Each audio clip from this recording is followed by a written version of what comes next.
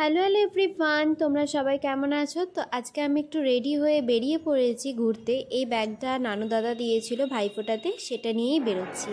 তো এখন দেখতেই পাচ্ছ মাসি, আমি, মা, আমরা সবাই মিলে বেরিয়ে পড়েছি স্টেশনে। আর এখন আমরা চলে এসেছি জগদ্ধাত্রী ঠাকুর দেখতে। হ্যাঁ, এটা অনেক দিনের ভিডিও তোমাদের সঙ্গে এখন শেয়ার করছি।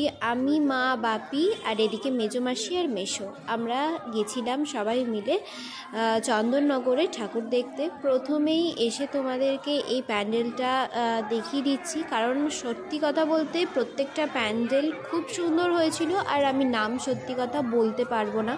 অনেক ছোটোবেলায় আগে মা বাপির সঙ্গে সবাই মিলে যেতাম, কিন্তু এখন হচ্ছে কাজের সূত্রে বলো যাওয়ার হয়ে ওঠে না।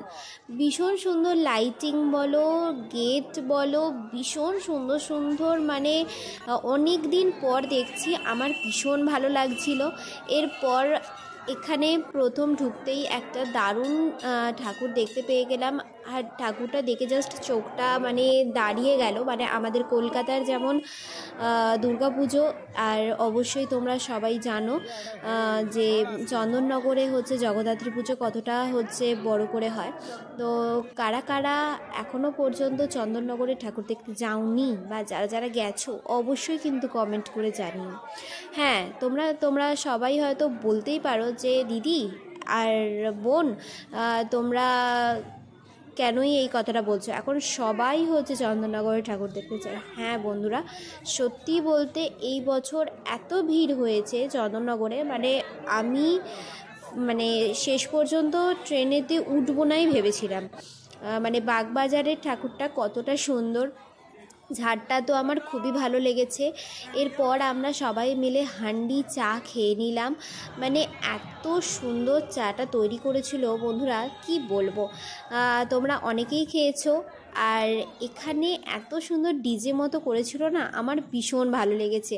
আর আমরা সবাই এখানে মানে প্রত্যেকে নাচছে গাইছে, বলতে গেলে সব ছেলেরা, দেখতেই পাচ্ছ ছেলেরা মেয়েরা প্রত্যেকে নাচানাচি করছে।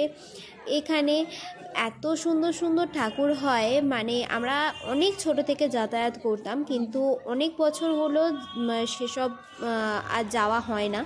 কিন্তু এবছর এসে আমার ভীষণ ভালো লাগতো।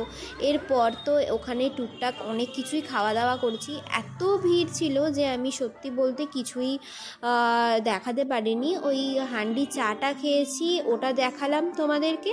আর ফাইনালি হচ্ছে রোল খেয়েছিলাম, চিকেন রোল খেয়েছিলাম, সেটা হচ্ছে তোমাদের সঙ্গে শেয়ার করেছি, তোমরা দেখতেই পাবে।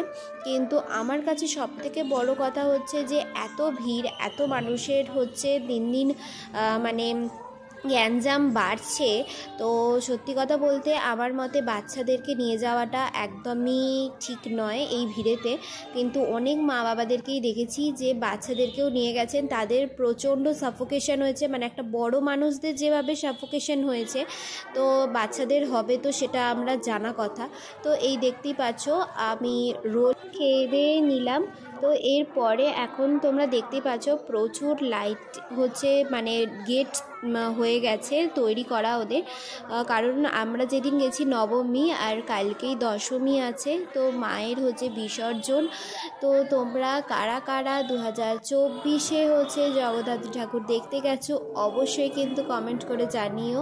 তো আমার অনেক লেট হলো ভিডিওটা দিতে। তোমাদের কেমন লাগলো আজকের মতন টাটা। ভালো লাগলে একটা লাইক, কমেন্ট, শেয়ার, সাবস্ক্রাইব করতে ভুলো।